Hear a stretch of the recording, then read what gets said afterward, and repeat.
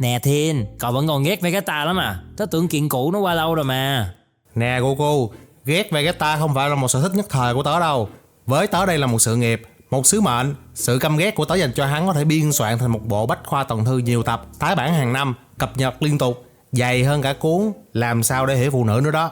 Thôi nào Thiên, làm gì mà căng dữ vậy? Vegeta giờ cũng khác rồi mà. Hắn ta còn mặc cái áo sơ mi màu hồng nữa, chứng tỏ tâm hồn nó mềm mại hơn lắm rồi đó. Cái áo hồng đó chỉ để ngụy trang cho tâm địa, đen như cái tiền đồ của Amcha thôi. Ê, ai ghẹo gì bạn? Hắn tưởng thay đổi diện mạo, làm vài quả hiệp lực cứu trái đất, đợi mọi người quên hết chuyện xưa, mọi thứ hạ màn thì sẽ ung dung làm người liêm mà. Không. Trong lúc hắn tưởng mọi thứ đã hạ màn thì tôi sẽ vén con mẹ nó màn lên. Để tôi trình bày sơ qua về mục lục chương 1 tội ác thời niên thiếu cho các cậu nghe. 1. Xâm lược trái đất. 2. Gián tiếp gây ra cái chết cho Tranh Sư. 3. Gián tiếp gây ra cái chết cho Amcha. 4. Thằng Nappa nó giết tôi. Nhưng ai là sếp của thằng Nappa? Là thằng Râu đó đó. Hắn chính là chủ mưu. Theo cháu nhớ thì sau đó chính Vegeta đã giết Nappa. Theo học thuyết mại mại cũng thì có thể xem như chú ấy đã trả thù giúp mọi người rồi ạ. Ai chà, coi thằng con trai cưng của Chi Chi bỏ nghiệp võ đi lo ăn học, rồi nó suy nghĩ kìa, cháu nghĩ chú cần hắn trả thù giùm mà. Đó là hành động dọn dẹp nhân chứng, xóa sổ thuộc hạ báo đời, là một pha cắt lỗ kinh điển để bảo toàn cái tôi Saiyan của hắn thôi. Con mắt thứ ba của chú đâu chỉ để cho vui hả Gohan? Chú nhìn thấu bản chất đốn mạc của cái tên đó. Thôi, chuyện tôi chết lần đó coi như xí xóa. Dù sao cũng được hồi sinh rồi, quan trọng là sống vui vẻ. Seriously luôn hả? Cậu nói được câu đó luôn hả Amcha? Tôi thật không hiểu nổi cậu luôn á. Hắn không chỉ từng cướp đi sinh mạng của cậu mà còn cướp đi cả tình yêu của đời cậu. Sao cậu có thể ngồi chung mâm với kẻ đã lấy mất Bulma cơ chứ? Thì hồi đầu nghe Bulma cưới hắn tôi cũng hơi cay, nhưng giờ tôi với Bulma chỉ là quá khứ thôi. Phụ nữ với tôi đã quá thiếu. Cậu không thấy cả một thiên hà những fan nữ vẫn đang chờ đợi tôi à? Đau khổ vì một cô gái không phải là phong cách của Amcha này. Thứ tôi đau khổ nhất chính là cái khoảnh khắc mà tôi hy sinh bảo vệ trái đất, mà dân tình lấy nó làm top meme lịch sử. Mẹ bà nó. Nghe khổ thân thật đó Amcha. Nhưng thôi, nhờ vậy mà cậu mới được duy trì tần suất xuất hiện trong lòng fan. Mà tao thấy Amcha về bỏ qua cũng có gì đâu hả Thiên? Amcha là người rộng lượng mà. Hồi xưa ở đại hội võ thuật, cậu đã cố tình làm gãy chân của Amcha còn gì. Cậu ấy có thù dai đâu. Tha thứ là một đứa tính tốt, phải không Amcha? Đúng vậy, rộng lượng. Gãy chân có vài tháng thôi mà, có gì to tát đâu. Cái lùm mía, tự nhiên nhớ lại sao hồi đó mình để yên cho hắn đừng nghĩ. Chưa hết mà, để tôi nói tiếp cái chương tên Saiyan báo đời.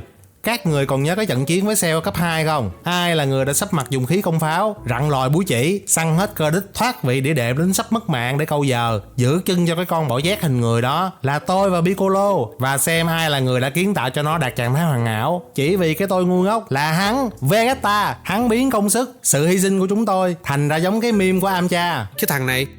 Lúc đó đúng là Vegeta cũng hơi xa thật. Nhưng mà nhờ vậy tôi mới có cơ hội đấu với Perfect Cell. Vui phết. Vui? Cậu thấy vui á? Cậu ẵn con mẹ nó mạng đó Goku. Và nói bé thôi, thần vũ trụ và con khỉ mà biết nhà cửa hành tinh của họ bum sila bum chỉ để đáp ứng cái sự vui của cậu thì cậu lo mà di cư khỏi trái đất. Mà cậu nhắc đến vụ Cell rồi đổ lỗi đó lời cho Vegeta thì cũng nhảm lắm Thiên. Theo tớ cái phần Cell á, cả team nhà mình đứa nào trả báo, có khi đủ mở cả một cái tòa soạn báo luôn á chứ. Ê, nó ai báo gì bồ? Tớ là Liêm nha. Cậu thì Liêm 2 cái bình sữa của Android 18, rồi để Cell chén 18 tiến hóa thành dạng Perfect. Ê, đụng chạm nha. Sao cứ ném đá cơ vụ bấm nút hoài vậy? Tớ cũng có lòng trắc ẩn mà. Một cái nút bấm là một sinh mạng ra đi. Trong khi hội Android lúc đó còn chưa gây ra tội ác nào hết, thì làm sao mà dám bấm? Nút bấm giết người, chứ có phải nút lao dạo đâu mà mấy cha tưởng giả vậy. Tớ đã phải đắn đo giữa ranh giới mong manh. Một bên trở thành kẻ sát nhân để trên lý thuyết có thể cứu được nhân loại, một bên thì vẫn là người lương thiện không giết người. Mà biết đâu vẫn có thể cứu được tất cả mọi người bằng cách là dẫn bọn Android đi trốn. Im con bà nó mồm đi Krillin. Lè nha lè nhè, liên tha liên thuyền. Android 18 mà không đẹp xuất sắc, với 2 cái bình sữa cúp D cúp E thì có khi cậu đã bấm hẳn 2 lần luôn rồi. Đúng chưa? Thôi, không treo bạn nữa. Người ta vẫn nói thể tích quyết định ý thức mà. Rồi Piccolo nhây để thằng Cell 1 thoát, không lo kêu 2 thằng 17-18 bỏ chạy, lại còn đi solo với nó. Như thể là Cell ơi, ta câu giờ cơ mày nè, ta đang lẹ lên. Rồi ông Goku với quả ném đậu, huyền con mẹ nó thoại lịch sử nữa chứ. Ê, sao nha cái vụ đậu hoài vậy bro? Tớ ra chơi hết mỏi mồm lắm mày đó. Lúc đó Cell nó hết sức rồi, chó bị dồn vào ngõ cụt rồi sẽ cắn khàn, con nghiện bị dồn vào thế bí thì nó sẽ hết ngại mà làm chuyện dại. Cho Cell ăn đậu để nó hồi sức thì nó 100% sẽ bị chủ quan. Cậu biết thừa nó lấy phải gen của Vegeta, Nghĩa là bệnh sĩ Vương bố đời của nó có mà iPhone VIP Pro Max, thế nào nó cũng sơ hở. Nhờ đó, Gohan sẽ có điều kiện để nổi máu điên và mau khóa tiềm năng. Thôi bớt giùm. Cả thế giới ship hẳn vì cái kế hoạch tưởng thông minh của ông đấy ông khỉ. Lúc đó con Android 16 mà không từ ở nhà Chi Chi về thì có khứt Gohan nó thức tỉnh. Đó chỉ là một điều kiện ngẫu nhiên trong rất nhiều điều kiện thôi. Không phải chuyện đó xảy ra thì tới khi Gohan bị dồn tới bí, nó cũng sẽ thức tỉnh thôi. Ủa mà sao đang đánh nhau? Thằng Android 16 là ở chỗ vợ tớ là sao nhỉ? Thôi, cậu không cần quan tâm gì nữa đâu. Vừa thức tỉnh, cháu thấy bố nói cũng... Ông ngồi im đó, chưa đến lượt ông đòi làm liêm đâu. Tôi còn chưa nhắc xem đứa nào nghe nhây để thằng xe nó làm quả bon đâu đó. Chú nói làm cháu nhột dễ sợ. Đó, trong pha cuối, thằng rau mà không cắn trộm sale một cái thì ai biết chuyện gì xảy ra đâu. Tính ra trong vụ sale thì Vegeta báo nhiều, nhưng gỡ gà cũng đâu ít. Dạo này cậu xài bột giặt xịn hơn rồi đó am cha, nhưng nhiêu đó chưa đủ tẩy trắng đâu. Thế còn ở Ạt Bu thì sao? Hắn đã làm gì ở đại hội võ thuật, giết cả đống khán giả vô tội chỉ để khiêu khích Goku. Đó là hành động của một đồng đội bảo vệ trái đất hay của một tên khủng bố? Nhưng cuối cùng anh ta đã hy sinh để giết Bu mà. Cái đó không phải ghi nhận chứ. Đúng rồi, lúc chú Vegeta ôm bom cảm tử, chú còn xin lỗi vì tưởng nó gây ra cái chết cho cháu mà. Cuộc đời chú Vegeta chỉ có 2 lần nói là xin lỗi, đều là với cháu hết. Một lần lúc với Bu, một lần lúc với Cell đó. Nên cháu nghĩ tới đây cho chú Vegeta và hội Liêm là được rồi.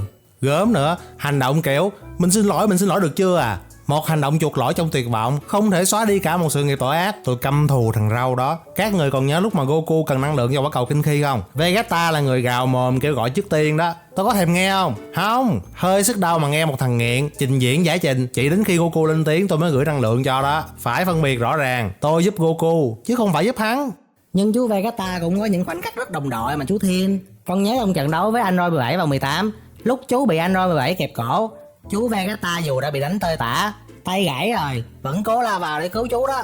Ủa vậy hả? Thế còn muốn gì nữa Thiên? Tính ra Vegeta lúc ấy ở với anh em mình mới có hơn nửa năm mà đã yêu quý vậy rồi. Nhìn thằng Nappa ở với hắn từ nhỏ đến lớn, mà sai có tí đã bị khè lửa cho đi âm phủ xuất khẩu lao động kìa. Sai quá sai. Hắn không phải cứu tớ, hắn cứu lấy cái niềm kiêu hãnh của hắn trong vô vọng. Tại chính bởi cái sự ngu dốt của hắn mà 2 con Android mới tỉnh dậy. Một chút nỗ lực nhỏ nhoi để khắc phục cái thảm họa chính hắn gây ra. Mà tớ nghĩ kỹ lại, có khi lúc đó là do hắn bị số 18 hành cho SML, nên nghĩ cái thằng 17 kém hơn một số, chắc là kèo thơm nên mới lao vào thôi.